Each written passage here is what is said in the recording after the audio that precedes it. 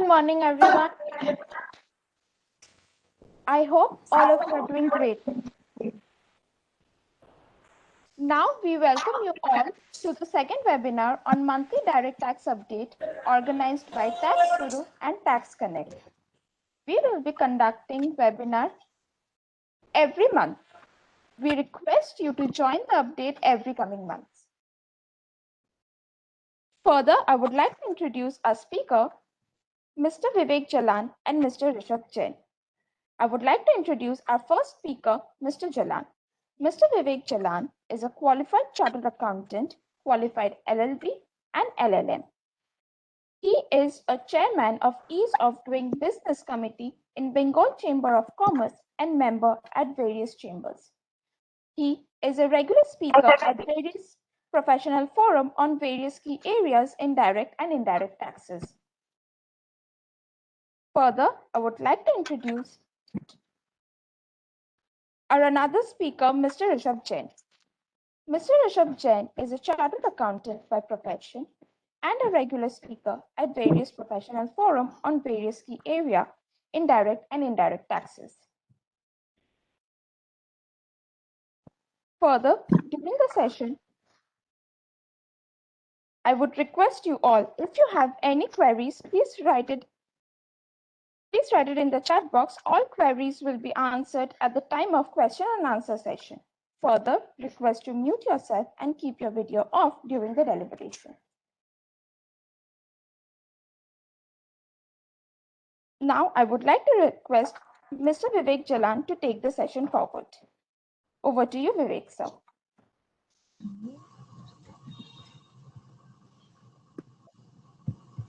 Priyanka, am I audible?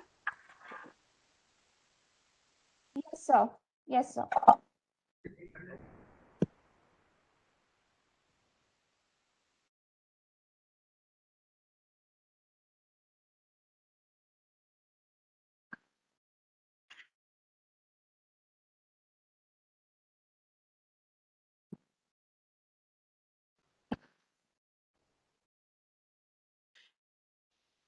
Is the screen visible, Priyanka?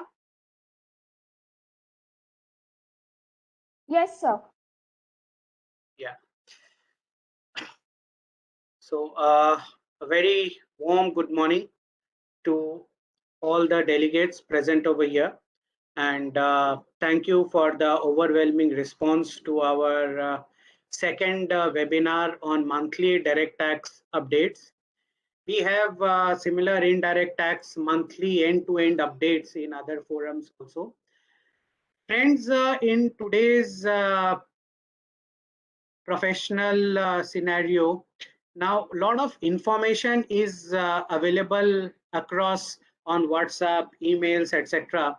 And whenever there is an update in any area, immediately you get a lot of information from a lot of places. But two things are missing. Number one is the analysis of that information. And number two is a roundup of the information at one place, which helps to retain and apply that knowledge in our professional endeavors. So we thought of having these monthly roundups and monthly updates on direct and indirect taxes. In this webinar, we'll take you through the last month, whatever the updates have been, not only in Indian taxes, but even internationally, what are the updates. And, with our analysis, please ask us as many questions as required, and please get your doubts cleared. We would be available even after the webinar. Our email IDs and our connects are there from Tax Connect.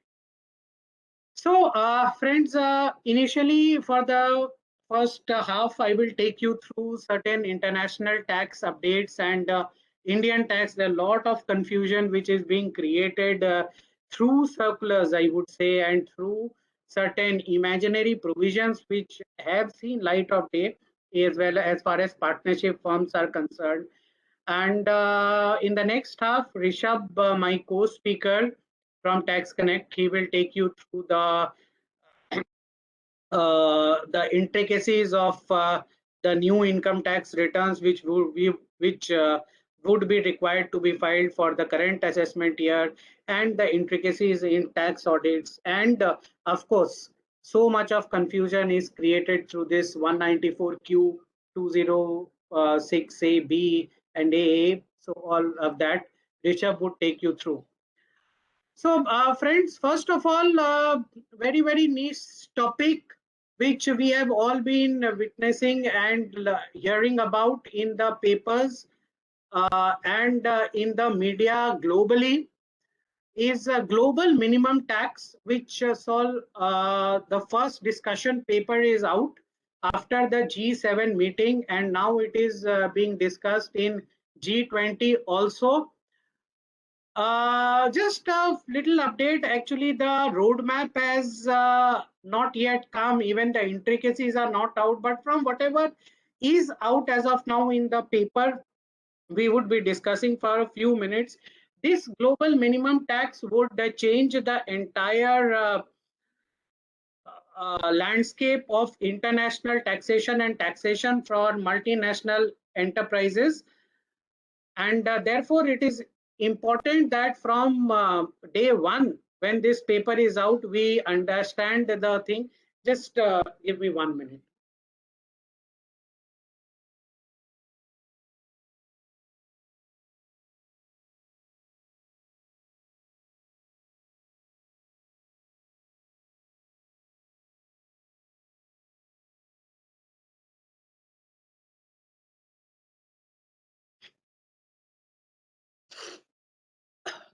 Yeah.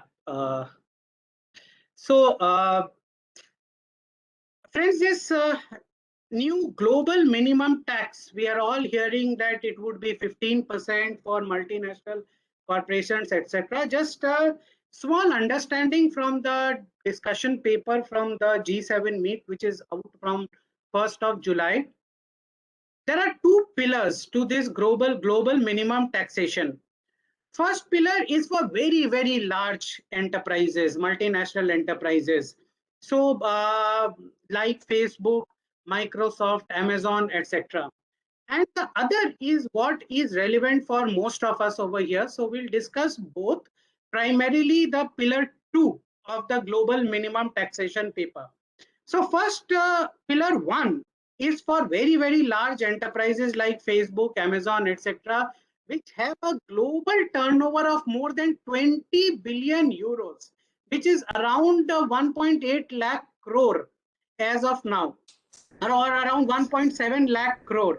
So you can understand it is almost though it is taxing those companies which are with a turnover of almost which is equal to the GDP of the country, right? And therefore, these are very, very large enterprises. This excludes extractive companies, that is like those involved in oil extraction, etc., mineral extraction. So companies of the kind of Aramco, etc., they are excluded. It excludes banks and regulated financial services, right? So that is excluded. So other than banks or regulated financial services and extractives, companies, other companies with a turnover of around 1.8 lakh crore are included in this pillar 1. Now, what is the main scope? The scope is to build up a nexus. You see, goods and service tax, which has come out, or indirect taxes, are consumption based tax, you know. So wherever consumption of goods or services are happening, the indirect taxes are applicable in that place, you know by now. Income tax or international corporate taxation is also going that same way. So the principle is the nexus rule in pillar 1 as well as pillar 2, right? So what is the nexus rule? It is to find out the nexus of the income vis-a-vis those countries where the income is being accrued. In other words, in common language, wherever the goods or services are being consumed, that nexus, as is now also the rule in international taxation, that will be seen, right? So wherever in those countries where the income is accruing or the consumption of goods and services are happening, that nexus will be found out. But wait, for what part of the profit? This will be the nexus rule will be applicable, or this global minimum taxation would be applicable for pillar 1, the larger enterprises, only to the extent of more than 10% of their global profit. Okay, so say for example Facebook, the turnover is 1.5 lakh crores and the profit is say 20 lakh crores. So this global minimum tax would be applicable only to 5 lakh crores, that is over and above 10%, that is 15 lakh crore. So only 5 lakh crore, this global minimum taxation would be applicable to the extent of 20 to 30% of the residual profits, right? Now, what would be the source rules? Again, as I said, it would be based on the country of consumption. The accounting policies would be uniform, maybe IFRS or something of that sort would be accepted by globally now. And most important, loss. If the company makes a loss, it would be allowed to be carried forward. So maybe last year the company made a 5 lakh crore rupee loss. This year it has made a 20 lakh crore rupees profit. So the loss would be required to be carried forward and set off. It is not that it will be seen only year to year, right? So for the large entities like Facebook, Amazon, Microsoft, Google, etc., total turnover, 10% of total turnover, if the profit is more than 10% of the total turnover, which is around 20 billion euros, that is 1.8 lakh crore, that part of the profit, around 20 to 30% of the residual profit over and above 10%, that would be subject to 20 to 30% of global minimum tax. This is pillar 1, the first type of entities for global minimum tax. Now the next, second, pillar 2. This is what is most relevant to most of us over here. These companies, mind that not all multinational companies from day one will come into this global minimum tax, right? This would be the second type of companies, pillar 2. What would be these companies? They would be those companies with a global turnover more than 750 million euros. That is around 7,000 crores, right? So only all the multinational companies less than turnover of 7,000 crores, they will be out of this global minimum tax as of now. Now, for these companies which are more than around 7,000 crores or 750 million euros, government owned entities, not profit organizations, they will not be in the scope of this pillar 2 also. But for those companies with a turnover of more than 7,000 crore globally, two interlocking rules. A rule would be notified that would be called GLOBE rules, GLOBE, GLOBE, Global Anti-Base Erosion Rules. Now, in the GLOBE rules, Global Anti-Base Erosion Rules, there would be two rules, right? As of now also, if you see the DTA, there are two kinds of methods, or the section 1990A of the Income Tax Act. There are two methods primarily on which the internationally the companies are taxed in international companies are taxed in India. First is the income inclusion rule, IIR, right? So if a company, say a company A, okay, say now even this say a multinational company, like for example your service provider Zoom, it opens up an office in Delhi, right?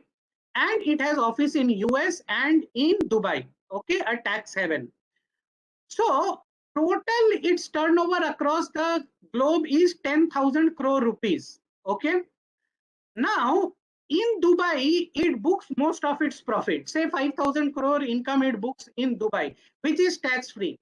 So what it will do globally, this IIR rules, it will calculate the total tax as per the global minimum tax, which would be around 15%, and the amount of income which is taxed lower than the global minimum tax, that is GMT, that would be included in the global income and tax as per the differential GMT will be applicable.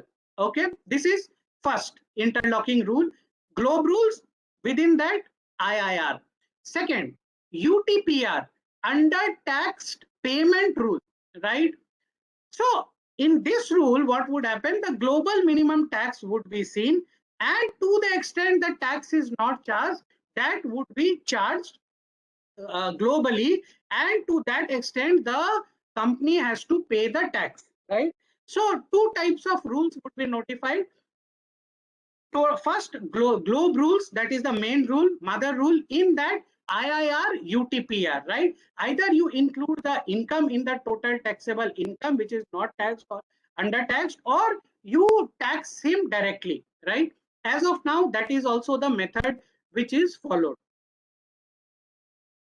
There would be certain carve outs, that certain income which is not, any country which is not earning more than 7.5% of the income, that would not be included, right? And shipping income would not be included, right? Another rule which would be in pillar 2, that is for these kind of companies, would be STTR, subject to tax rules. This would be what? For taxing the related party transactions, that is between this Zoom US and Zoom Dubai. There would be certain related party transaction, right? Certain services rendered by Dubai to US, that would be taxed at STTR, subject to tax rule of around 7.5 to 9%, right? So to sum up, this main global minimum tax, that is pillar 2, it would tax those multinational enterprises which more than around 7,000 crore global turnover.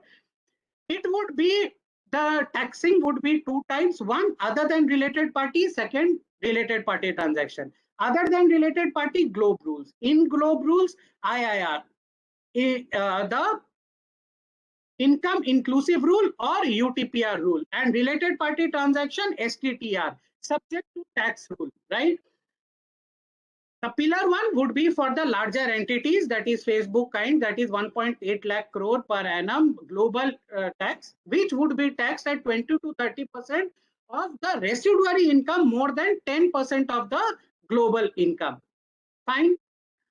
This is primarily the roadmap or the broad outlay of global minimum tax, which is expected to be brought into the law by the next year, and by April 2023, it is the target of 130 nations across the country to implement this global minimum tax, right? So again, there would be transitional rules for deferred implementation of UTTR, and outside this 130 countries, those countries which do not want to implement it, there would be an option. So all of that transitional provisions would be laid down going forward.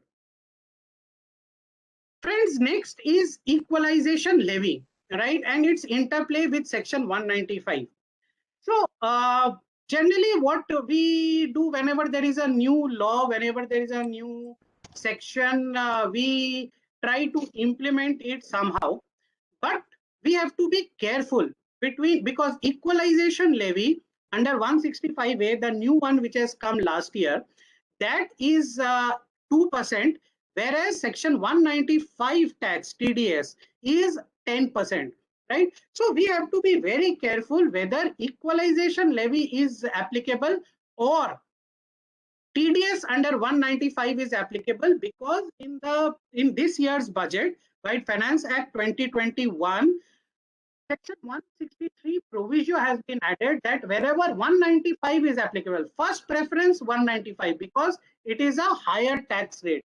Thereafter, you implement equalization levy. So what is equalization levy? Just let us just brush up, because most of us would be knowing. Equalization levy is not a part of income tax, mind that. It is a part of Finance Act 2016, outside income tax. Why Chapter 8, Section 163 to Section 180 equalization levy has been implemented by Finance Act 2016 and now amended by Finance Act 2020 and then Finance Act 2021. There are two types of equalization levy. First, equalization levy on the payments made by an Indian entity to a non-resident entity for advertising services or for data exchange services, right? I'm just saying broadly, for you can go through the nitty-gritties in the act as you go through it in detail. So first kind of equalization levy at the rate of 6% of any payment made more than 1 lakh for advertising services by an Indian entity to a non-resident entity, okay, who does not have any permanent establishment in India. Second kind of equalization levy at the rate of 2% where the turnover of an e-commerce operator who is a non-resident without a permanent establishment in India is more than 2 crores of rupees. Okay, that is 2% equalization levy. Now it is very important to understand what is an e-commerce operator. Mind that over here, e-commerce operator is defined under section 165A. Okay, so you should be very careful about this e-commerce operator. Generally what we understand from e-commerce operator is like Amazon, right? Or which sells goods belonging to other entities, right? So if you are a trader, you are a manufacturer, say Hindustan Lever, you want to sell the goods through Amazon, you list your goods on Amazon and you sell Lux soaps at say 1000 rupees and you sell it through Amazon. The purchaser purchases it, pays to Amazon, Amazon deducts its commission and pays to Hindustan Lever. But the scope of this equalization levy in Chapter 8 of Finance Act 2016 is much wider. It even includes services, even goods and services supplied by e-commerce operator on their own behalf. Mind that. General understanding, e-commerce operator can only sell the goods belonging to other entities, right? But as per Finance Act 2016, equalization levy, e-commerce operator can sell goods or services of its own also. So like Zoom, right? A typical example, if you make a payment of say, say for example, 5 crore rupees to Zoom, right? Question is whether equalization levy will be applicable at the rate of 2% or whether TDS under 195 of the technical services, fees for technical services, FTS under 917 second explanation would be applicable. So friends, what does this 917 fees for technical services say? It says it can be managerial, technical or consultancy services. So in case of Zoom, would it be considered to be a technical services? As per my understanding, yes, it would be considered to be a technical services because Zoom is giving you not only a platform, it is giving you so many other facilities to hold webcasts, right? And record webcasts, etc. It is just not rendering e-commerce services. So for payment for to Zoom, if it is more than 2 crores, of course, the TDS under 195 would be applicable at the rate of 10% or the income tax rate, DTA or income tax, whichever is more beneficial, and not equalization levy at the rate of 2%.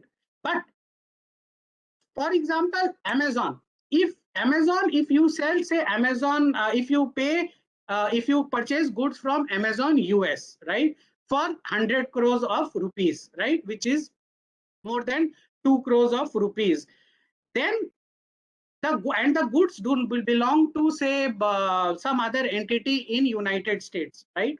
And you pay Amazon's United States 100 crores. So is this a technical service or is this a consultancy service? Answer is no.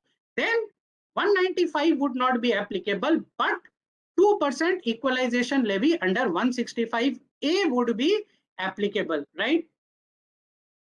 Next is if you are taking from Google, if you are advertising your product or services on Google, paying them 5 lakhs of rupees, say more than 1 lakh of rupees, then you have to pay equalization levy at the rate of 6% on the advertising services. That is, on 5 lakh rupees, you pay 6%, that is 30,000 rupees equalization levy.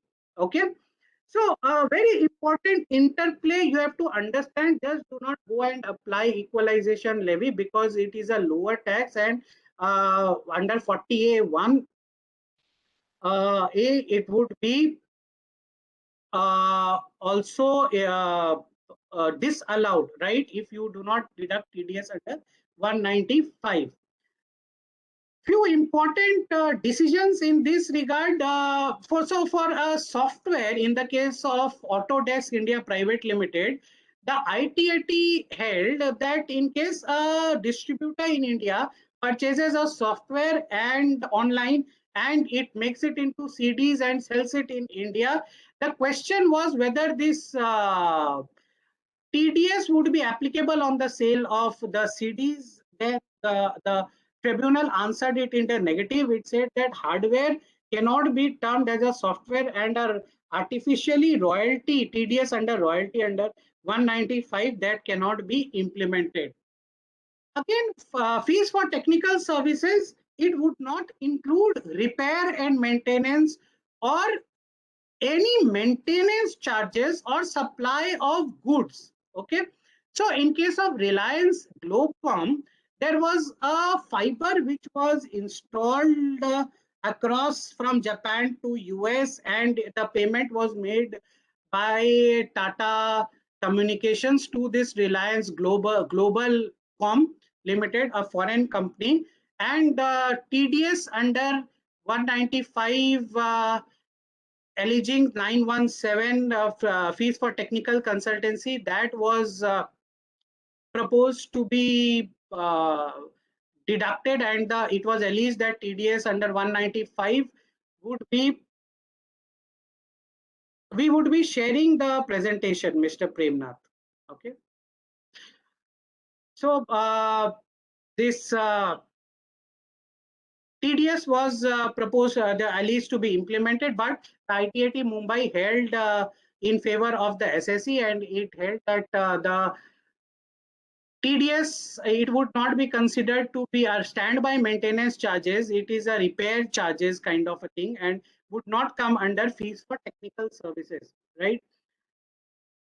Sales commission to a foreign agent, would that become considered as fees for technical services? Under three important services would come under fees for technical services. One is technical consult, the technical services or managerial services or consultancy services. MTS, managerial, technical or consultancy services. In no way is a foreign agent or sales commission fees for technical consultancy. So ITAT Delhi, in the case of Gurcharan Singh, now this Gurcharan Singh, he has a very fascination towards litigation. Even in GST, we saw him litigating the circular one in customs, the oxygen cylinders part. So he has come out on the winning side, and sales commission paid to a foreign agent, that would not be considered to be as fees for technical consultancy. Would that be considered under equalization levy? No way, right? It is not advertisement, right? Again, here again some over enthusiastic income tax officer, he would try to make it into a sales and marketing services, right? Or advertising services, that okay, he is advertising for you. No, that is not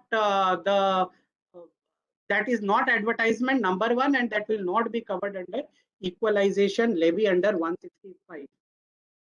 So again, this presentation would be mailed. We have discussed the entire provisions of equalization levy.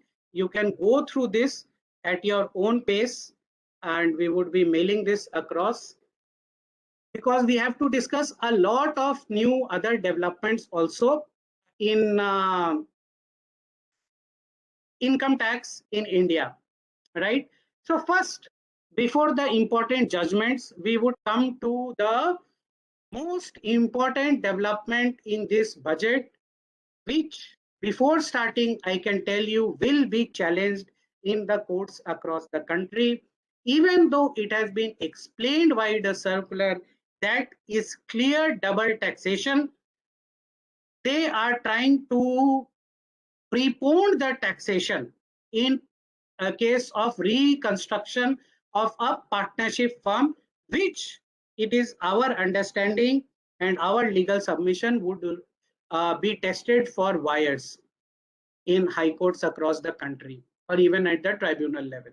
So let us understand, without going into the challenging of this provision. First, since the Finance Act 2021, even after recommendations by our chambers of commerce, this specific provision was recommended in the post-budget memorandum to be withdrawn, but it has seen light of day in Finance Act 2021. So let us understand the provision and mind that it has retrospective application, right? So let us understand this with examples as has been detailed in the circular. So section 45(4) of the Income Tax Act that has been amended, and simultaneously section 9B has been notified. Now what is this 9B and 45(4), and what is the interplay between 9B and 45(4)?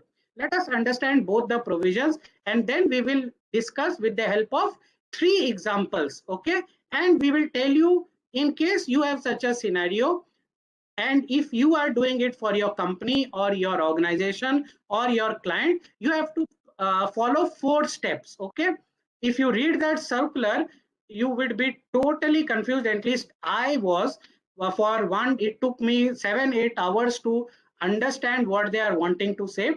So I have broken that into 4 steps, okay? The moment you follow those 4 steps, you would be doing the right computation for your clients or your organization, okay?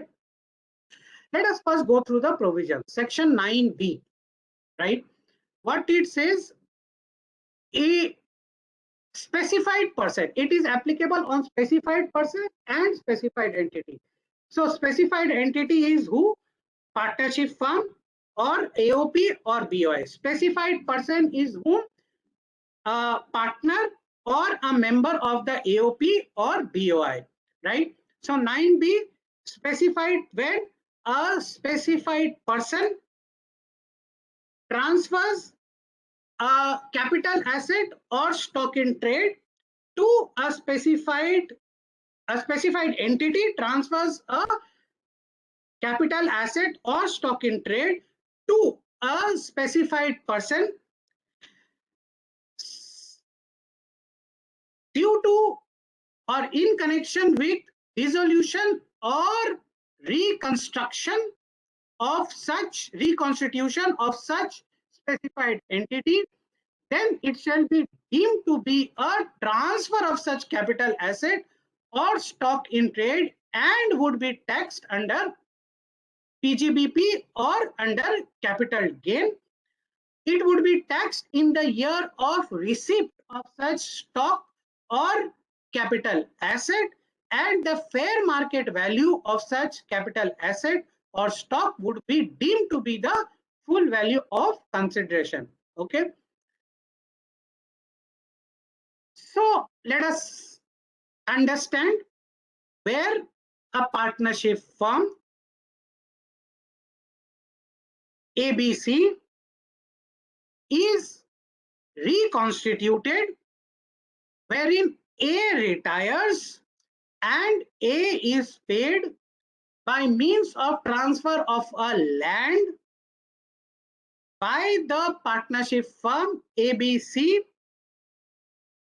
Then in the year of receipt of the land by A, that receipt of land would be taxed under capital gain, and the fair market value of the land would be considered to be as full market as the value of the consideration. Okay, let us halt at this under 9b, right? Now what does section 45(4) say? We'll continue with the same example. Okay, it is for a specified person where this transaction is happening, where the firm ABC, due to a reconstitution, that is A retiring, not dissolution, mind that. 9b is for dissolution, this is only for reconstitution. 9b is for capital asset and stock in trade, this is for money and capital asset, not stock in trade. Okay, that is why we are talking about capital asset here, that is land. So here 45(4), where ABC is reconstituted by means of A retiring and the land is given to A due to such, in connection with such retirement or reconstitution, then notwithstanding anything contained in anywhere in the act, such capital gain will be determined in accordance with the formula. The capital gain equals to A equals to B plus C minus D.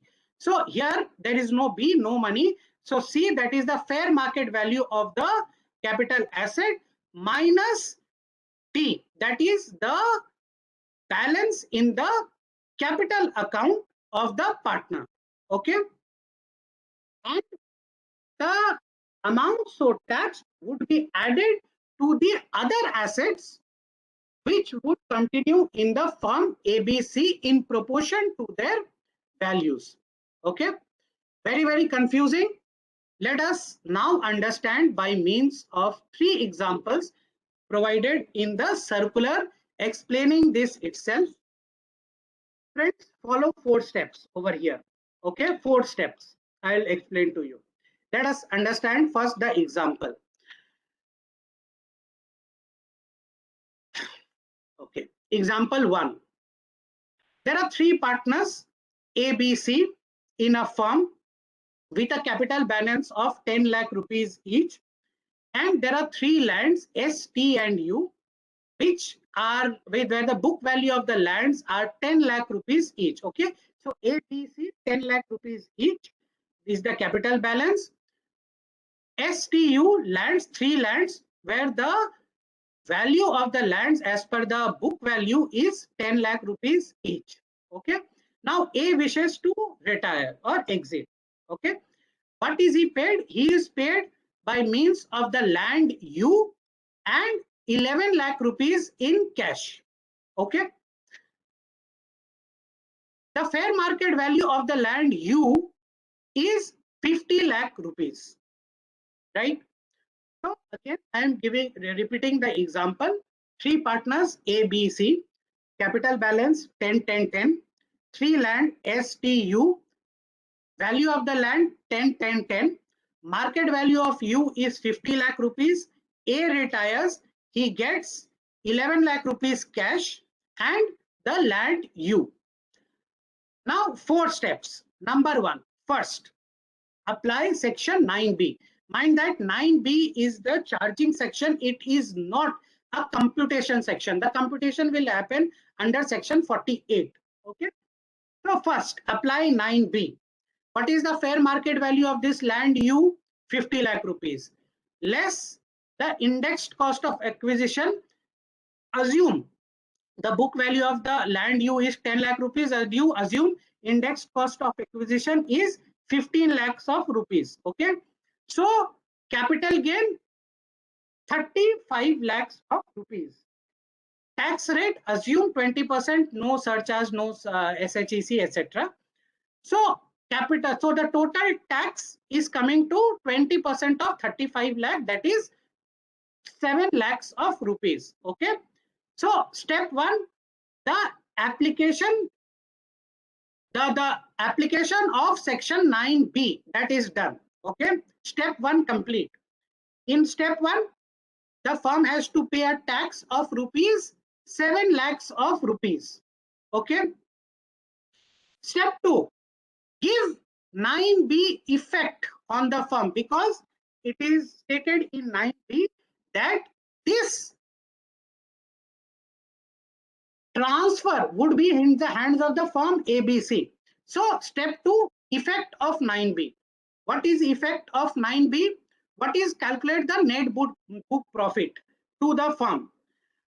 Net book profit is what? So the value, book value of the land is 10 lakh rupees. Full value of consideration is 50 lakh rupees. Profit 40 lakh rupees minus tax 7 lakh rupees. So net profit is 33 lakh rupees divided in A, B and C in profit sharing ratio, that is 1:1:1. So A's share of the profit is 11 lakh rupees, right?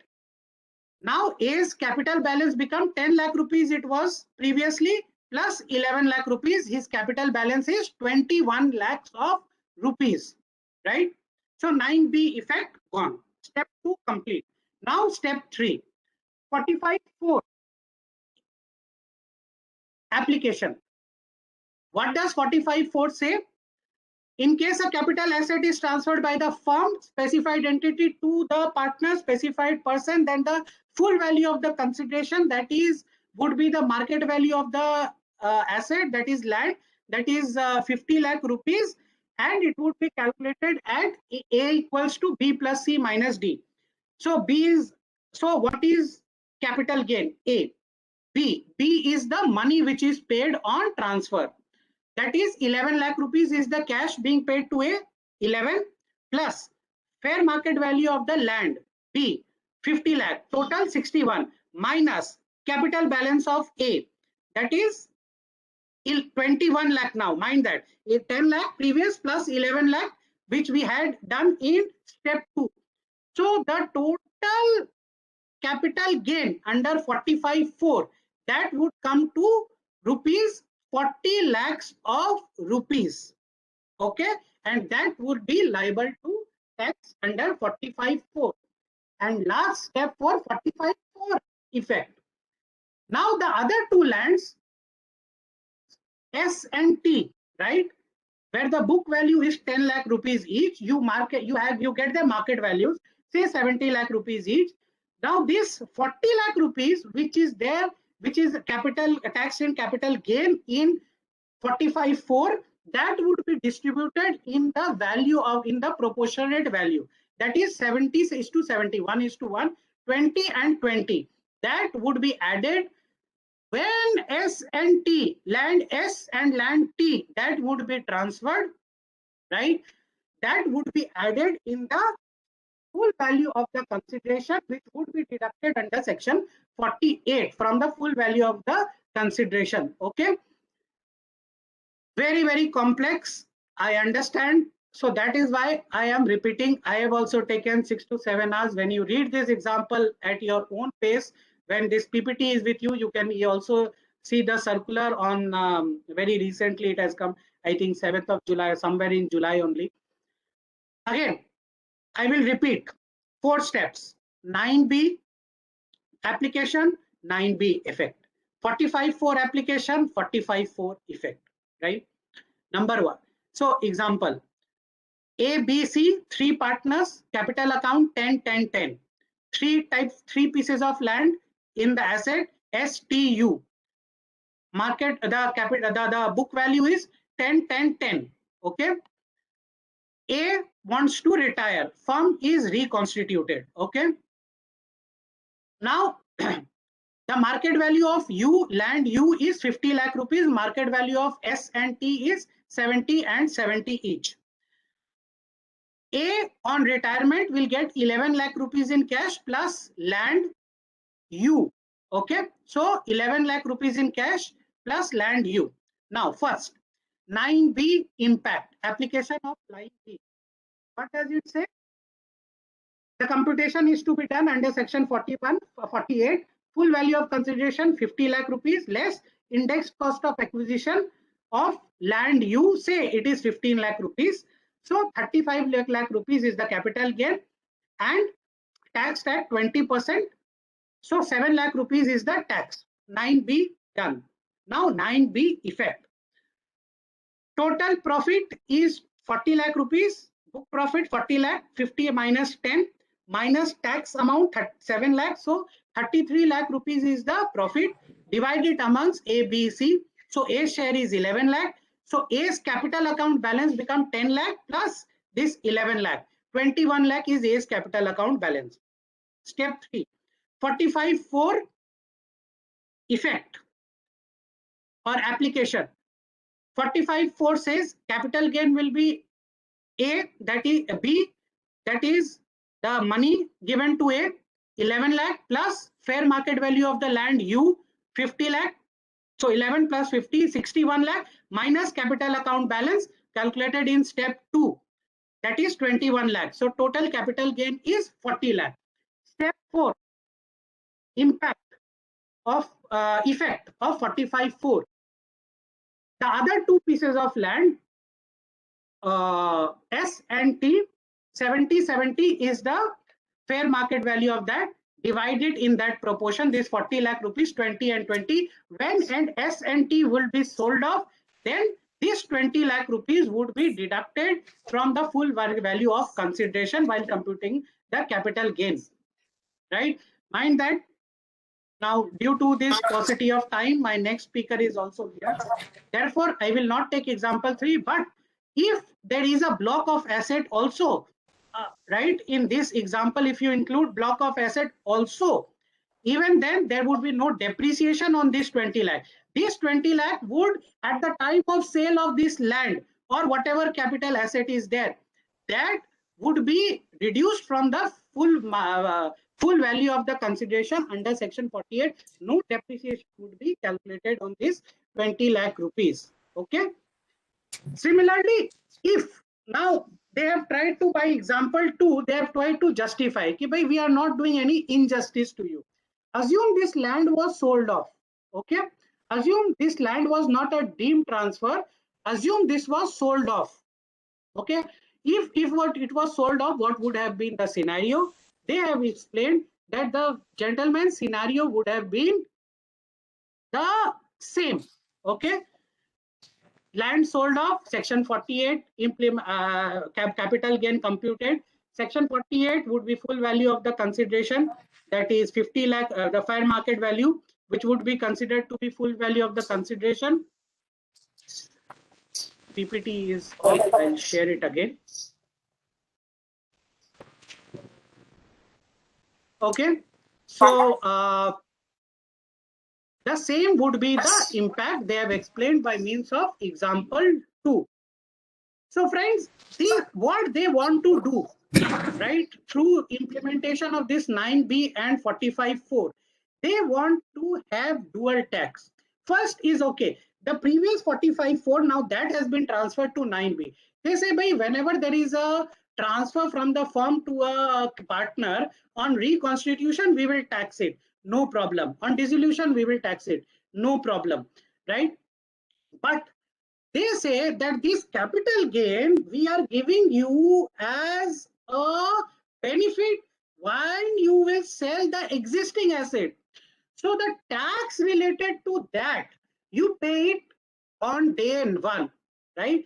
That is where our legal submission is, that this provision would be challenged going forward.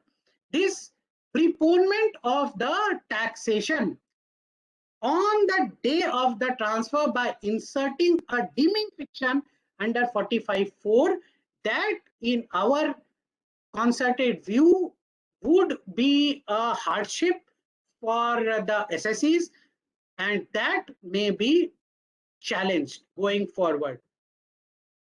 So friends, this is the interplay, very, very important, very, very complicated.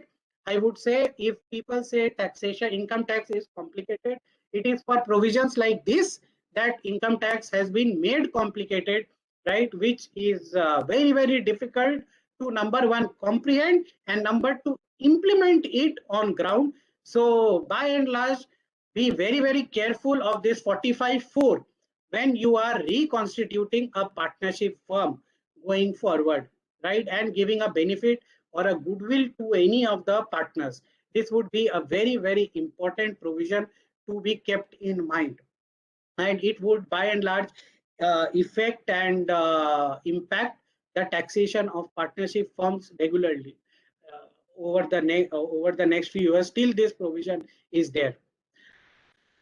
Few important judgments before I hand over the baton to my co-speaker Rishabh.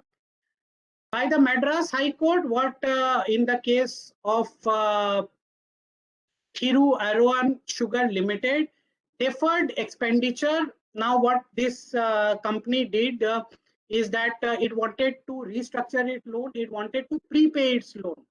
Okay, and so it had a loan. It wanted to prepay its loan, and it paid a premium. You know, for any prepayment, there are charges. The revenue contested this prepayment in as a deferred revenue expenditure, and it allowed only 1/10 of the total expenditure in 1 year. That was struck down. The decision was quashed by the Honorable High Court of Madras, following the ratio laid down by the judgment of the Supreme Court in the case of Sushil Kumar Gupta. Okay, it said that it is not a deferred expenditure, it is a clear revenue expenditure and made for business purpose. Next is GST on rent. Now, this is very, very interesting. What the officer did, it was again remanded back by the ITAT Chandigarh. Now, here the taxpayer, he received certain rent, say 1 crore plus 18,000 GST. This GST, you know, it is not added to the income, right? It is a liability which is required to be paid off. Now, this, as I say, he did not pay off the GST. What this ITO did, he added it to its income and disallowed the expenditure under 45B, right? So, very, very super, very imaginary, I would say. The Honorable ITAT, it remanded back and it held, number one, whether 45B would be applicable only if it is business income. So first you have to see whether it is business income or not, or it is income from house property. Number two, whether this GST would be considered to be local tax allowable under as a deduction. Number three, whether this GST was added in the income at the first instance, that it would be allowed as a deduction, or there would be a question of allowance as a deduction. So friends, very imaginary, I would say, decision by the ITO, rightly remanded back. He artificially, the income tax department, it wanted to first include GST as income, which is not an income, and then disallow the expenditure, right? So very, very weird, and I'm sure in the GST regime bundled with income tax, you may see such orders going forward by the income tax department. In fact, this is a good judgment. I am training some income tax officers also going forward in the coming weeks. So I would, it is a interplay between income tax and GST. GST officers have to understand income tax. Income tax officers have to understand GST. Otherwise, we will keep seeing orders like this coming from the revenue.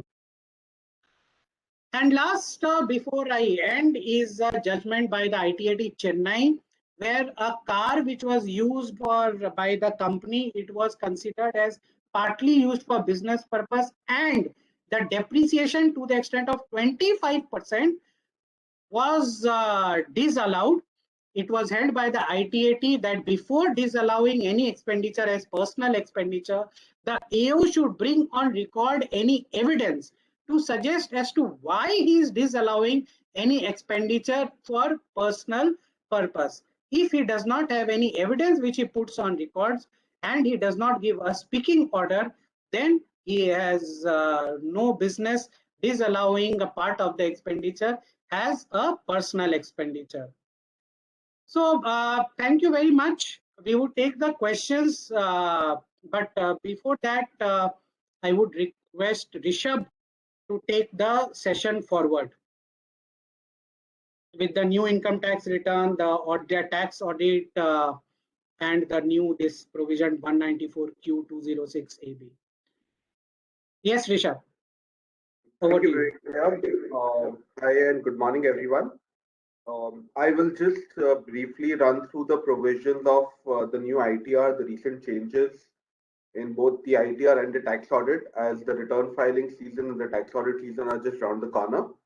Along with that, coupled with the recent developments in 206 AB and 194 तुम्हारी Q. Photo लाते हैं meeting में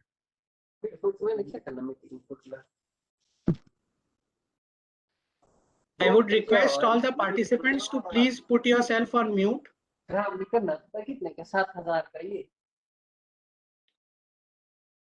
If the admin can please put everybody on mute, and then Rishabh can start unmuting himself. Yes. So as I was saying, coupled with the circulars which have come out of late, clarifying the provisions of Section 194Q along with 206 AP and AA.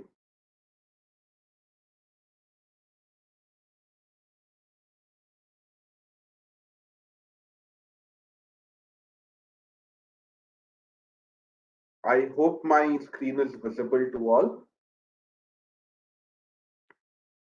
So as we all know that the return filing season is just around the corner, and with the introduction of the new act in 2020, the government has made certain changes in the return filing, and because of the enhanced data analysis by the government through computer software, it is very, very imperative for us to understand the changes that have been made to the income tax return as compared to last year, so that we can submit the right data, and also the interplay between the income tax return and the tax audit returns, so that the notices received due to data mismatch is limited to a large extent. Some of the changes which I've tried to highlight over here, though the changes this time is not very wide because of the pandemic. The first change and the most important change, I think, with respect to individuals, HUFs, and cooperative societies opting for tax at a concessional rate under Section 115 BAC and BAD. To give effect to these provisions, the government has now allowed or has put in the option in the income tax return to file tax under Section 115 BAC and BAD. Some of the things which are important to keep in mind while filing under 115 BAC and BAD are that some exemptions or other deduction may not be allowed, such as deduction for loss under house property, Chapter 6A deduction, standard deduction for salaried class, additional depreciation, carry forward of losses to a certain extent. So these and the corresponding effect for these have also been made in separate schedules for the respective section if the assessee opts to file for taxation under 100 Section 15 BAC or BAD. Section 153A and 153C have been done away with by the new laws, and therefore the option for filing the return under the specified section has also been done away with in the income tax return, as it is no longer required. Now, what the government is also asking for is that the marginal relief has to be disclosed separately. That is the surcharge before marginal relief and the surcharge after marginal relief has to be disclosed separately. For example, say the income is say 1 crore 1 lakh rupees, due to which a marginal relief is provided for rupees 1 lakh. Then the assessee in his schedule total computation of total income will need to disclose both the taxes or both the surcharges after marginal relief and before marginal relief separately. To what we understand that the government may be collecting some data regarding the amount of marginal relief that it is providing and the effect of the same on the government budgetary. In case of domestic companies who are paying tax at 25% for turnovers below 400 crores, the base year was 17-18 for AY 2021, which has now been changed to 18-19 for FY or AY 21-22. We all know that the entire regime of taxation of dividend has gone through a sea of changes, and what was there 2 years back no longer holds good. Earlier, the government had provided an exemption up to rupees 10 lakh of dividend received from Indian companies, but from last year itself, this exemption has also been taken away, and now dividend is taxable from rupee 1. Therefore, in order to give effect to these changes, the government has also made similar changes in the income tax return forms, such as the dividend from exempt income schedule has been done away with. Uh, Even in the computation of business income or profit from business and profession, the area where it was required that what income is to be taxed under other sources, now dividend income has to be shown separately. Therefore, income under other sources, which is shown in the profit and loss from business and gain, will be shown as dividend income and other than dividend income. Similarly, in the schedule for other sources, dividend which is received under section which is taxed under section 222E or deemed dividend will have to be shown separately as compared to other dividends. In a similar manner, since the liability for paying DDT has been done away with, the schedule for DDT has been done away with. Now, what is also important to understand is that the government is moving towards less compliance and more towards self-reporting. In order to boost this, the government last year had increased the tax audit limit from 5 crores to 10 crores for people whose cash sales or cash receipts and cash purchase or cash payments are less than 5%. In order to implement this in the ITR, the government has increased the tax limit from 5 crores to 10 crores in the ITR forms as well. It is also important for us to understand that the data that we submit in our tax audit reports is of paramount important, and the government is scrutinizing the same data with a microscope in its hand. Therefore, it has introduced another annexure in the ITR. Am I audible? Yes, you are audible. Yes, sir. Yeah. So the government has introduced another annexure in the ITR, whereby the assessee will need to reconcile the figures between 3CA, 3CD, and 3CB, 3CD filed by it. If the figures do not match, then there are high chances that notices of scrutiny will be issued. We will cover this in greater detail in a few minutes when we analyze the critical aspects that needs to be taken care while doing the tax audit and the changes in the tax audit report. In a similar manner, the depreciation schedule has also gone through some changes with respect to taxation under section 115 BA-C and BA-D, wherein, as I was stating, that if a person or if an assessee opts for taxation under section 115 BA-C, certain additional depreciation, such as depreciation under section 32 subclause 2A or the additional depreciation on plant and machinery will not be provided. In a similar manner, loss associated with that return will also not be allowed to be carried forward, and therefore this adjustment is required in the carrying block of the asset, which will need to be disclosed in the return itself. Similarly, the government had in the previous year had come out with a circular whereby motor buses and motor cars additional depreciation at a higher rate of 45%, which for assets which were put to use up to 2020. Since the sunset had come for this clause, therefore no new addition will be allowed in the 45% block to this year. In a similar manner, the deductions under Chapter 6A and other deductions under Section 80 have also been changed in the ITR or donations which are coming in. For example, donation under Section 80 GGA was changed, wherein cash donation above rupees 2,000, earlier it was 10,000, requires specific declaration, wherein the date of donation, the detail of donee are required to be given. In a similar manner, since the government is doing away with a lot of exemptions which were provided under various subclauses of Section 80, are attaining a sunset date, the government has made changes in the ITR whereby no further deduction can be claimed where the sunset date has been received. Some of the examples are for deduction under 80 IBR, setting up industries in backward area, setting up cold chain facilities, etc. In a similar manner, the 80 deduction under Section 80P has also reached its sunset clause, and therefore no further deduction can be claimed under this.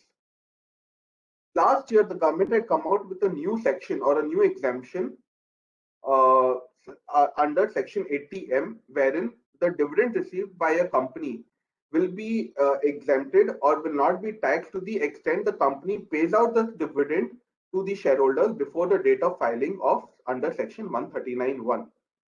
To give effect to this clause 80M, a separate schedule under Chapter 6A schedule has been made so that the companies filing or claiming deductions under 80M can claim the same.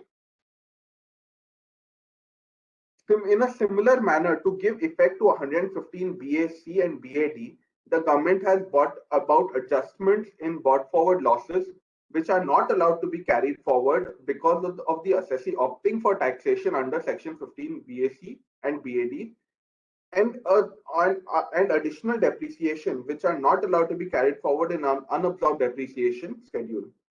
To give effect to all these things, the government has also modified these schedules in the return, where the assessee now needs to show the adjustment for this year on account of these two sections. In a similar manner, the government is not allowing loss to be carried forward in case where no books of accounts are to be maintained. Now, the logic for this is that the provision for Section 44AB states that where the minimum profit is not being attained, then the assessee has to get its books audited. And once the books are audited, then the contention that no books of accounts are being maintained cannot be taken. Therefore, in case of a loss, the contention of no books of accounts are being maintained cannot be taken. And if it is a case of loss, then we will have to give the entire detail of the books instead of the basic details like bank account detail and debtors detail, which are required if no books of accounts are maintained. The government, in order to promote startup culture, had also provided certain relaxations in its budget for last year, such as the ESOPs, which form a majority of the payment of the employees of higher grade in the startup culture, would be taxed at the time of receive or at the time of selling the share on ESOP or after a certain time gap. To give effect to this transactionary provision, the government has now stated that even in the income tax return, the assessee who's opting for taxes under ESOP and for which tax will be paid at a later date will have to declare both tax which is payable at the time of accrual and the deferment thereof, so that the government has an exact idea about what it is to receive at the future date.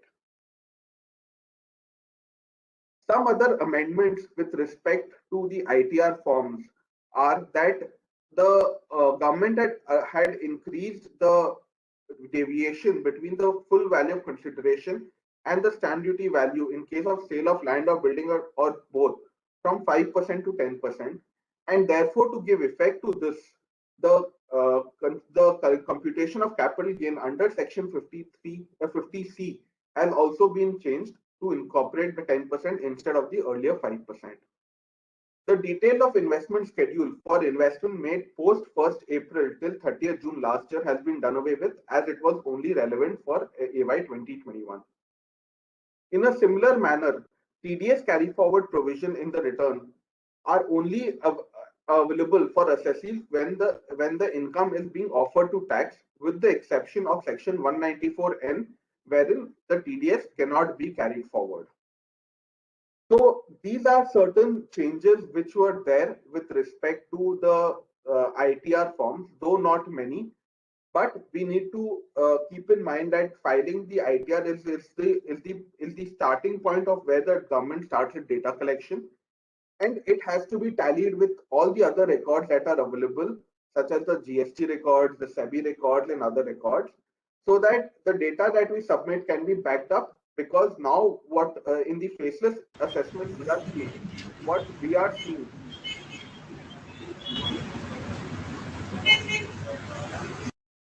I would request the admin to please mute everyone so that we can unmute ourselves again.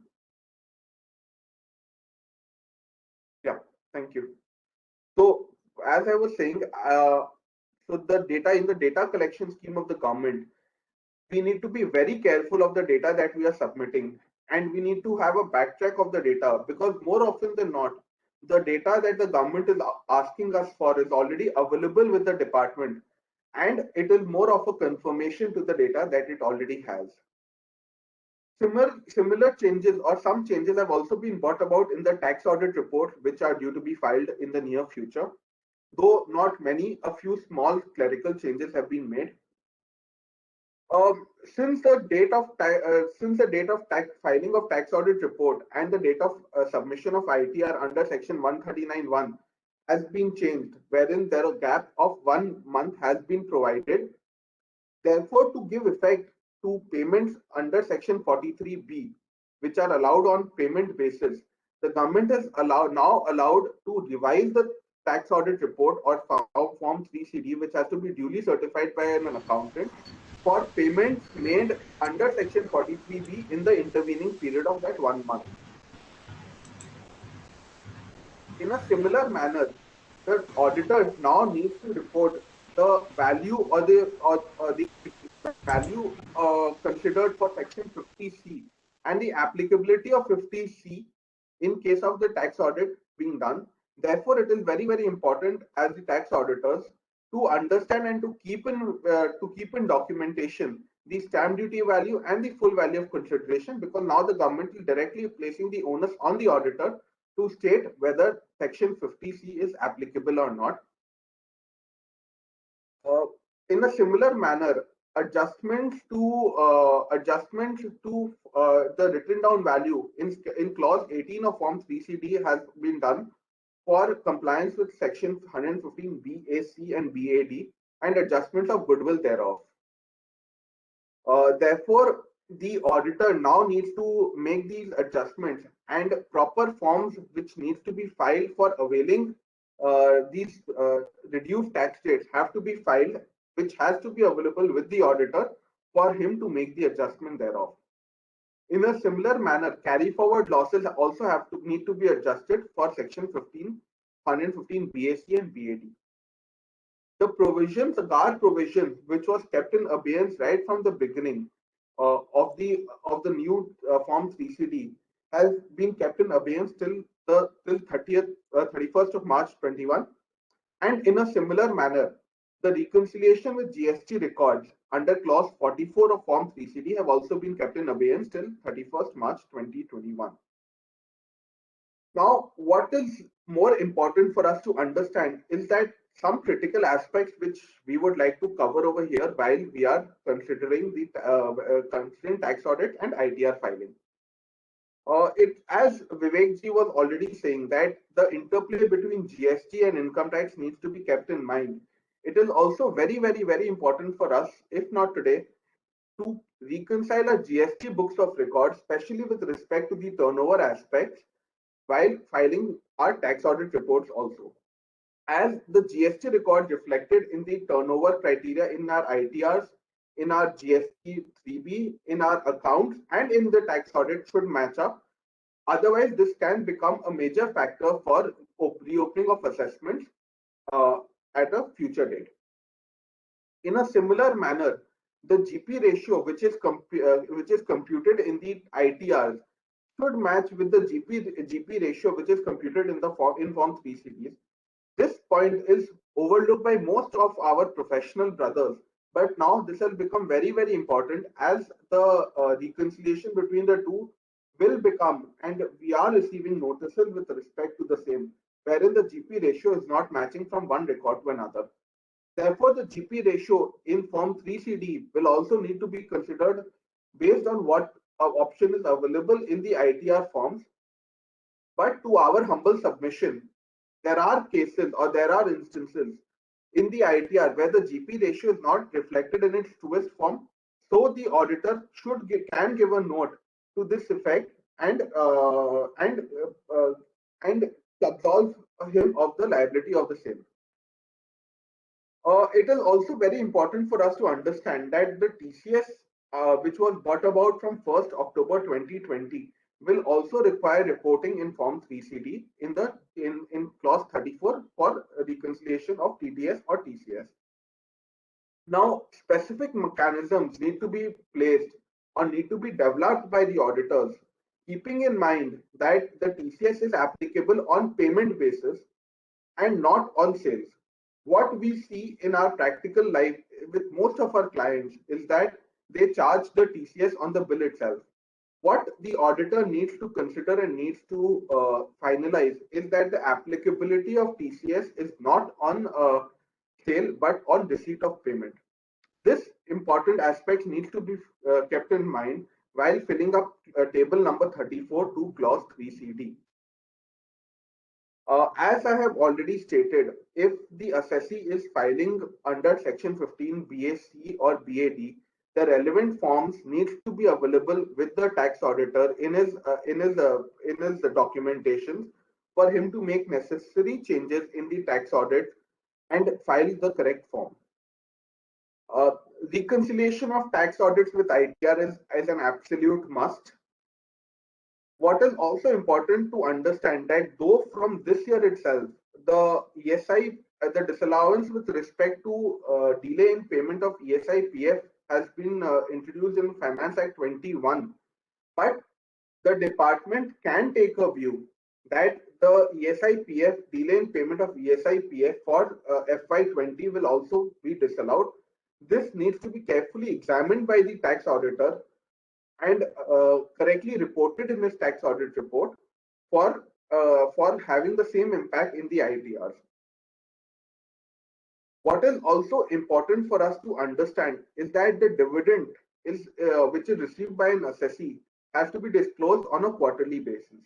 Now, the practical problem to the same is that when we receive a dividend in our bank account, that is mostly net of TDS. The reconciliation of TDS is only available to us on filing of the TDS return by the respective companies, which is after the due date of filing on a quarterly basis. However, care needs to be taken that the TDS which is relevant to the dividend needs to be disclosed in the correct quarter in itself in the ITR, because it will have a major impact on the interest under section 234C. The department can issue notices wherein we have disclosed the TDS at the end of the year or at the end of the quarter on reconciliation of the same with our 26AS, whereby the deferment of liability of 234C can be challenged by the department. A practical problem which is being faced especially in the new portal is that the profile must be updated for seamless compliance of manner. However, till today, we have not seen one client wherein we could achieve 100% compliance, because some error or the other, especially in case of bank account not being validated, are being reported in the income tax portal. Without a proper bank account validation, the refunds due to the assessee will be stopped or will be delayed. These are some of the few factors which we all need to keep in mind while we are filing the tax audits or the income tax returns, which can have a greater impact in the times to come. Now, the government on 30th of June 2021 had come out with a circular explaining some of the provisions with respect to 194Q, and 2 days later had come out with the utility by which the status of a person for compliance with section 206AB and 206AA can be checked.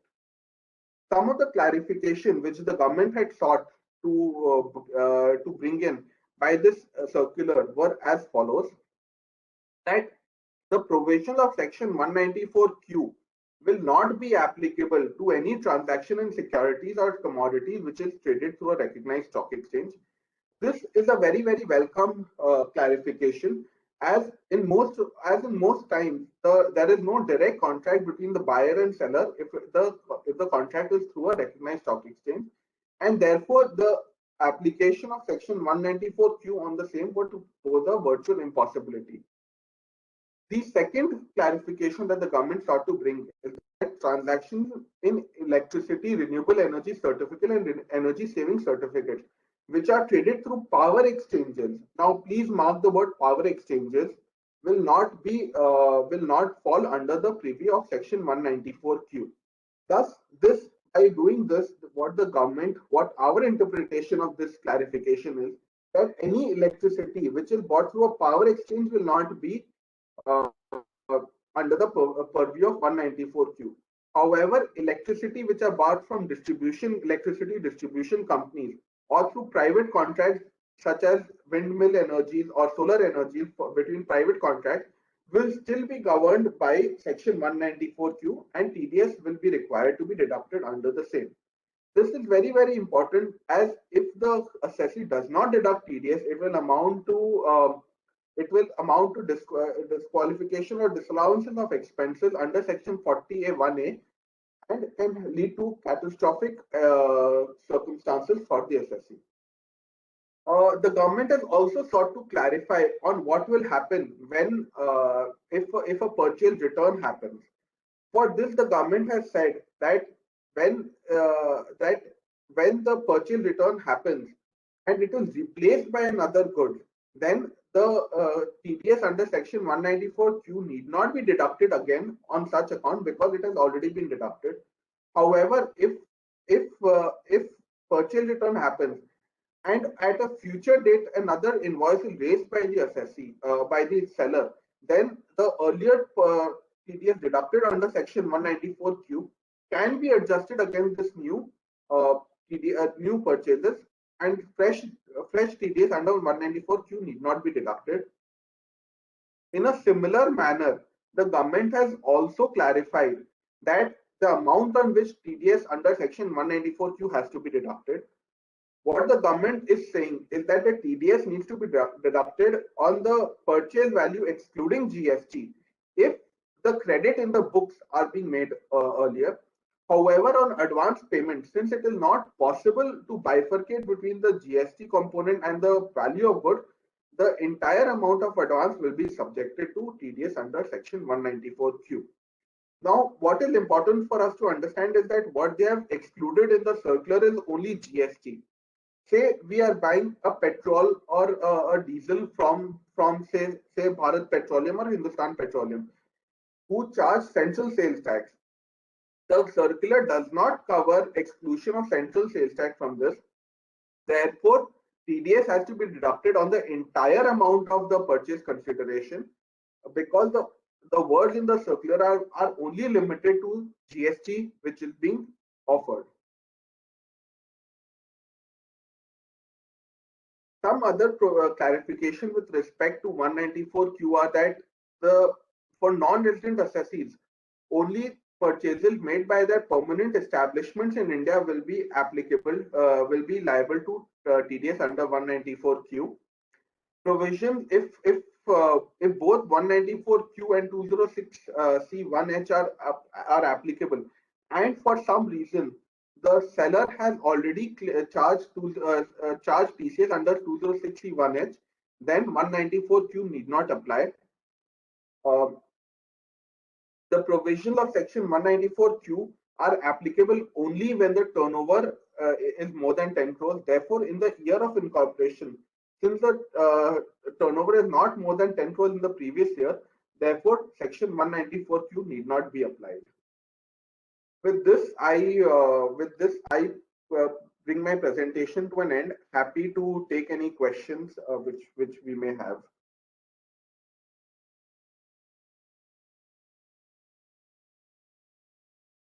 Thanks, Rishabh. There are a few questions which we'll take up. Sure.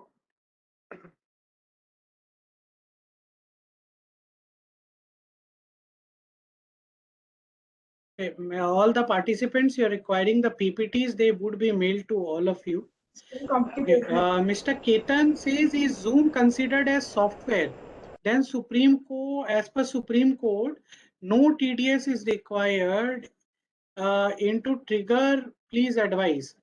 You see, Supreme Court judgment in TCS, it says that customized, differentiated between customized and non-customized software, number one. Zoom, as per our legal submission, is not only a software, it is a e-commerce service, right? That is one. And before that, it is a technical consultant, a fees for technical services, right? Because as I said, three things are considered under FTS: managerial, technical, or consultancy service. I think this technical word that is important. So possibly you have to see whether Zoom falls under technical. Otherwise, e-commerce services 100% equalization levy is applicable. But I would say, as a matter of precaution, if the corresponding seller, if he agrees, you go for section 195 in this as a FTS. So am I audible? Okay, Mr. Rush. I have a question. Yeah, Saurabh, I'll take the questions in the chat box, then I'll come to you. Okay. Okay, thank you. Yeah. Mr. Ashok Jha, he says, Rishabh, I think you can take this. Mr. Ashok Jha says, can we file income tax return for AY 1920 now? And if yes, whether it will be filed in the new or the old portal? Sir, the old portal has been done away with. You cannot log in into the old portal. However, unfortunately, the new portal till now is not giving the option to file any returns other than the current returns. So therefore, we need to wait and see whether they will allow us to file returns for earlier periods as well. Hopefully they will, because otherwise compliance to certain section like section 148 and 148A will become impossible. Yeah.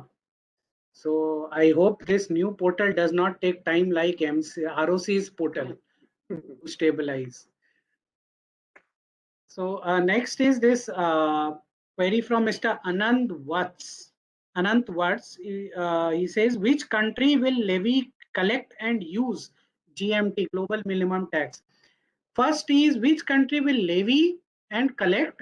As per the paper on 1st July, it is understood that there would be a global authority which would be formed for this GMT for levy and collection. Utilization of global minimum tax, as I said, it would be on the basis of consumption. So the market, nexus to market, this is very, very important. So wherever the income is accruing, that nexus to market has to be built in.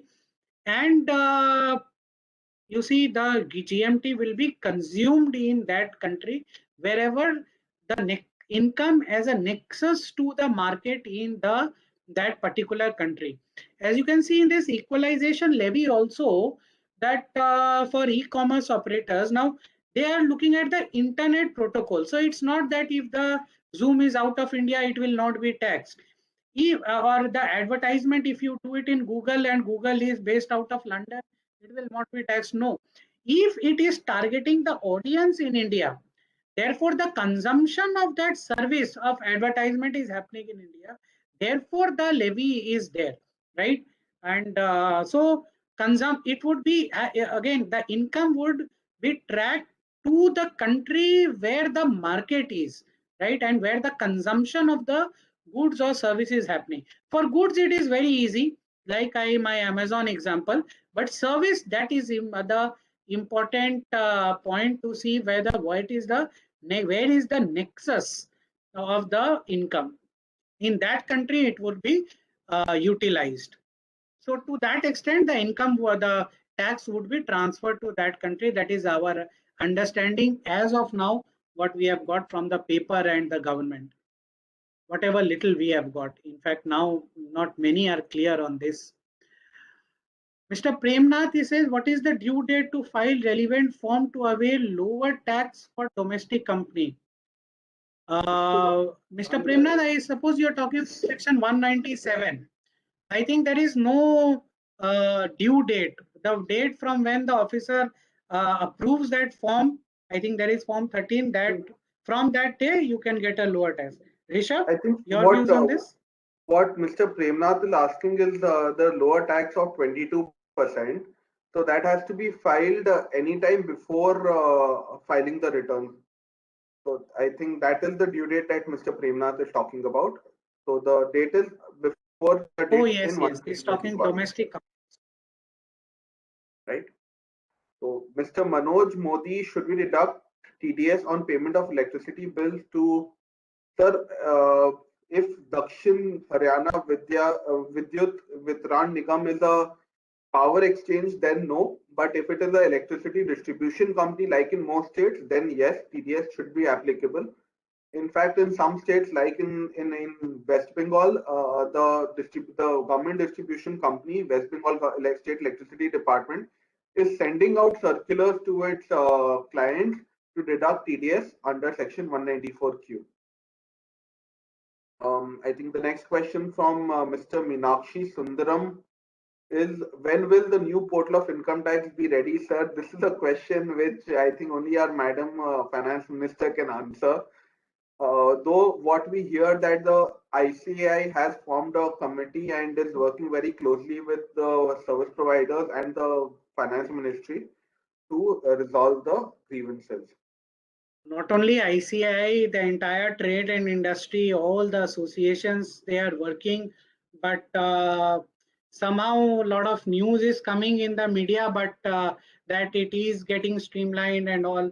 But on ground, I think it is very, very slow. Yes, Rishabh, next. So the next question is from Mr. MS Raghuvendra. Sir, our turnover is above 10 crores, not given any declaration to collect TDS.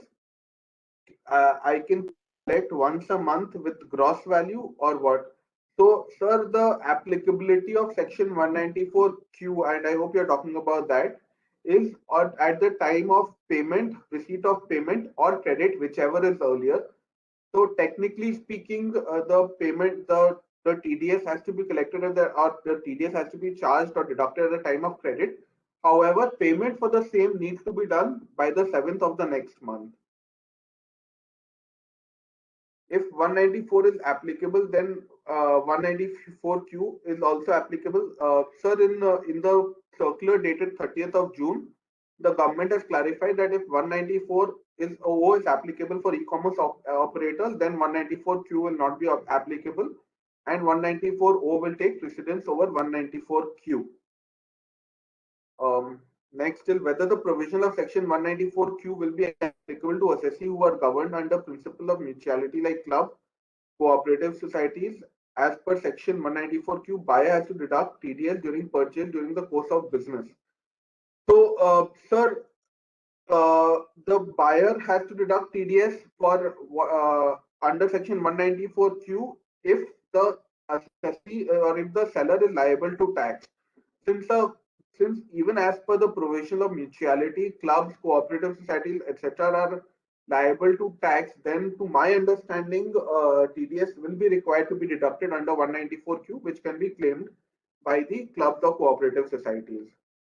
Yeah, it would be 194Q would be applicable on them. They would be required to deduct. We are getting it deducted in many organizations which are taking this benefit of Section 12 AA, Section 11 and all. How Sir, short-term capital gains? Yeah, sure. Sir, what I understand is clubs are actually governed by mutuality, so they really don't have any business income. What buyer definition is also provided, and under that it should be during the course of business. So can we say that clubs are not doing any business, so they are not entitled to deduct tax? If you read that definition, what is given buyer and all that, so everywhere it is mentioned in the section itself during the course of business. Can we say club is not into business? A cooperative society is not into business? Because they don't have any income under business. Yeah, this would be a very narrow this interpretation to take. It would be better if you go for this 194Q. In fact, you would be deducting all other TDS, right? In that sense, yes, because for other TDS, there is no such condition. I mean, there is no such provision in the Act. Of course, conservative basis, I feel it, they should do it, but going as per section, I was of the view, since they are not into business and they don't have any business income, then they should not be at least penalized for any default. Like, Again, you go into a separate tangent, whether it is business, whether it is not business, and then your Yeah. exemption will be challenged. No, Okay, I understand, sir. Conservative practically, basis, yes. So even GST also is applicable to clerk with that High Court decision. oh, Yeah. GST High Court, that is again a new Pandora's box. Till now, it is applicable, but when Section 171AA would be notified, it would not be applicable. Correct, correct. It is. Thank you, sir. Thanks. So now the next question is from Mr. Pavan Kumar Sarda. How short-term capital gains to be disclosed in ITR, for example, script-wise or aggregate? Sir, for businesses of a companies, it is script-wise, and for individual, it is aggregate, which was there as per last year's return. However, the new scheme in the new portal is yet to be released. In the schema itself, they've not mentioned anything, but in the utility, we will have to see how they tackle it, because the utility for all others are not out till now. Mr. Mohammad Yassin is saying, hello sir, if company business tax-free goods, can they charge TCS and party deduct TDS? Sorry, Mr. Yassin, I could not get your question. See, what I understand is he's saying that if your business is exempt from taxation, just like the other queries have said, then whether the counterparty, the seller, will he, sorry, your customer, whatever you are selling, will he deduct TDS or no? See, if you don't want a TDS to be deducted, you have to go under Section 197 Form 13 application, right, and get a low TDS deduction certificate. Otherwise, the counterparty will deduct TDS. Just in one exception in this case, in the circular on 30th, they had clarified that if your business is exempt from taxes, and exempt does not mean due to some provision, but exempt as a whole. Say, for example, the UN services or other services, then there need not be an application of Section 194Q on your business. So if that is what you're saying, but if it's a tax-free good, if it's an exempt good, then I think it will be chargeable to your company, or your business will be chargeable to tax. So in that case, your TDS should be deducted. Yeah, but if you go for 197, that application, then you have to get a low or no TDS. That's not available in 194Q. 194Q sector. Oh yeah, for 194Q it is not there. For others it is there, right? Right. So the next question is, sir, is TDS under Section 194 applicable only to taxable goods purchase or goods? It is, sir, so it is applicable to any goods that is being purchased as long as it falls under the definition of goods. Even capital goods falls under the definition of goods. Say you buy a machinery, even on that, the provision of Section 194Q is applicable. The next question is, sir, can you share this Zoom meet? My email ID is this. That is okay. Yeah. Yes. Is 194Q applicable on mixed supply? Sir, if the mixed supply is categorized as goods, right, then it will be applicable. If it is categorized as services, then it will not be applicable and will be charged to TDS under other sections of the Act. See, it is very simple over here. It's very simple. Just go by the customs tariff classification on the invoice.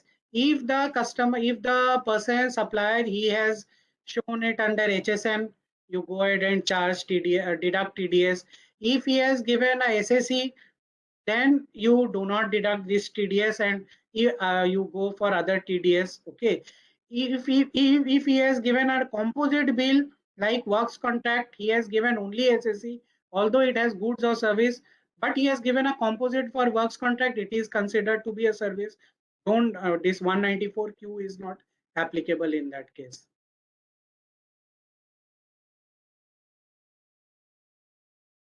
Yeah, Rishabh, next. In section 194 is applicable on sale proceeds or sale price discovery by e-commerce operator. Sir, I didn't get your question. See, okay, I understand because I have worked very closely with e-commerce operator. They are into auctioning. Okay. Now, the sale proceeds which you get, sort of this we have even represented to the ministry and all of that. I think you are aware. But as of now, yes, 194O is applicable to amount received by even an auctioneer towards sale of goods through its portal. Okay, that is what the law as it stands today, right?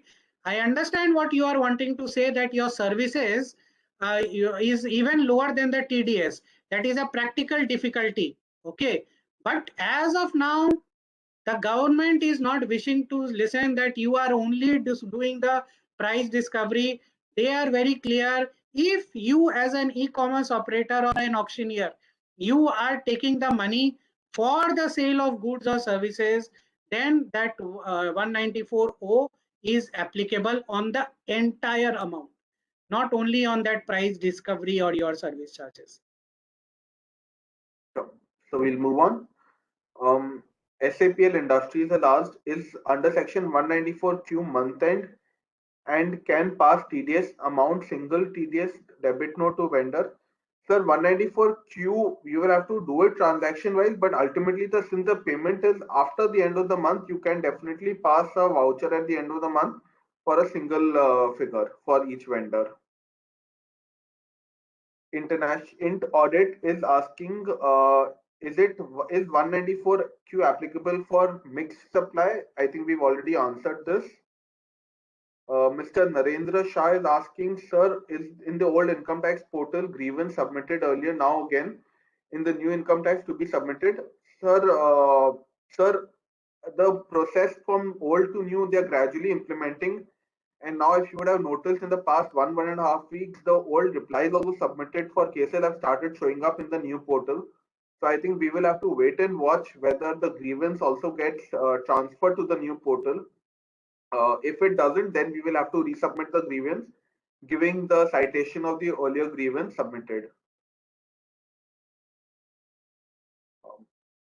Rehan is asking, I have purchased goods up to June 1 crore, and now from 1st July purchase goods 50,000. So make payment to party 45 lakhs. So on which amount TDS to deduct? Sir, any amount over 50 lakhs after 1st July. So in your case, if I understand, 50,000 will be liable to TDS under section 194Q.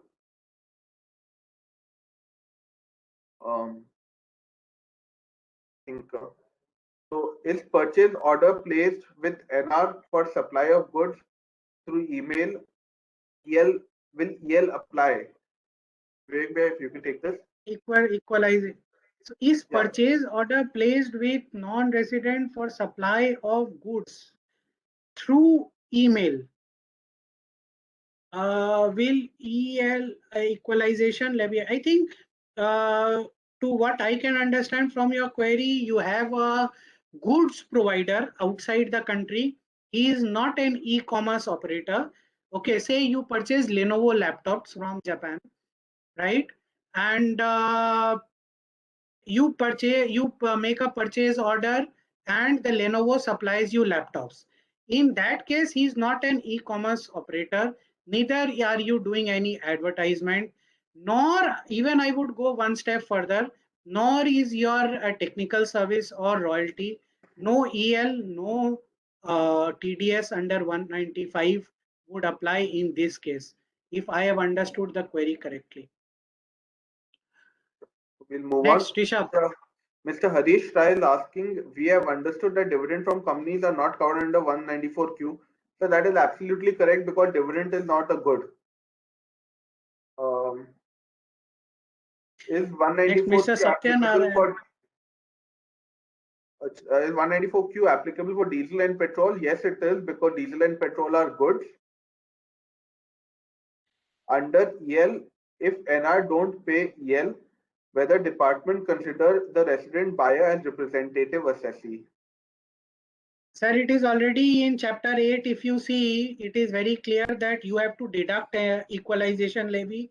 But even if your foreign party or NR does not pay you equalization levy, it is your obligation to pay equalization levy.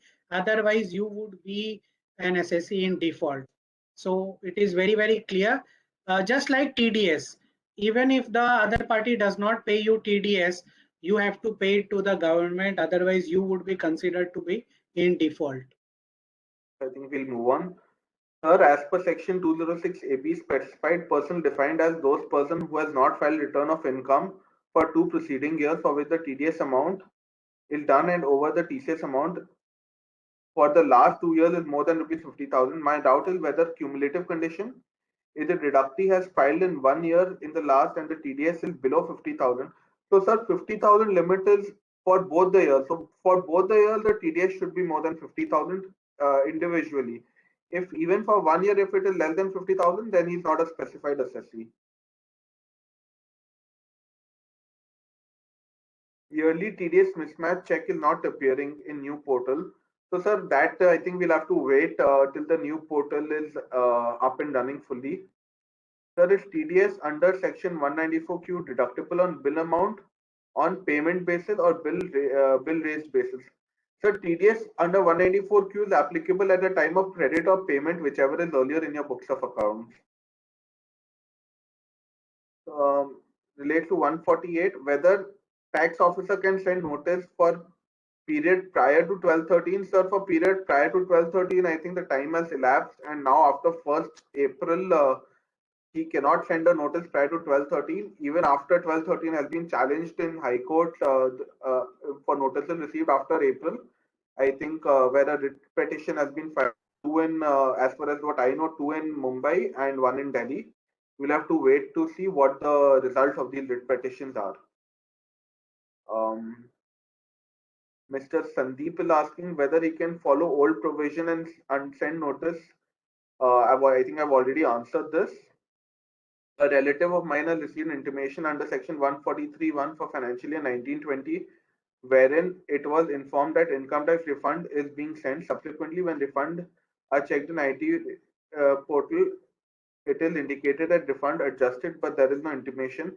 Sir, I think you will have to write to your jurisdictional AO or raise a grievance for them to tell you the adjustment of refund, because in the earlier portal, at least what they were doing was that they were internally adjusting the refund, and which was duly getting reflected in your 26 AS also. But since now there is a shift going on, so either we'll have to wait or raise a grievance if it is not there in our 26 AS.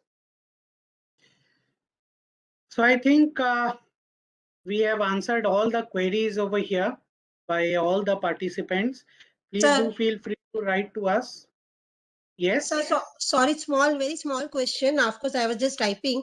I don't know whether this is across India. This problem is faced, because recent my experience is all the ITRs processed by CPC for companies where this special rate of 22% has been opted, that 115 BAA. But most of the intimations are processed with the existing rate of the 25%. I really don't know whether it is across all the assessees, because everything is in order, the form is filed, everything. But all the assessees, this is what I feel is the new rate has not been applied. So I don't know whether audience or anyone. In fact, we have a few clients for which we had filed under 22%, under 1,515 BAA, and the 143(1) has been received in that manner only. Okay, that is very surprising, because here what we found is in most of the assessees this has been done. So we were wondering whether it's a technical problem with CPC or any other reason, because they are not providing any reason also. I don't know what is the case at hand with you, but I think at least for 2 clients we have the 143(1) with us, wherein it has been processed at 22%. Okay, thank you, sir. Yeah. So thank you everybody, and thank you all the participants for joining. So it is a very interactive session, and we hope to continue it. Our third webinar again we'll have next month. Hope to see you all there. Thank you very much for joining. In case of any further queries, you can write to us at info@taxconnect.co.in. The PPTs will be shared as we have told you. Thank you very much. Thank you, everyone. Thank you. Vivek sir and Rishabh sir for your valuable deliberation, and thank you everyone for joining. We will be conducting this kind of webinar every month. We hope that you will PPT with everyone. Thank you. Thank you. Thanks.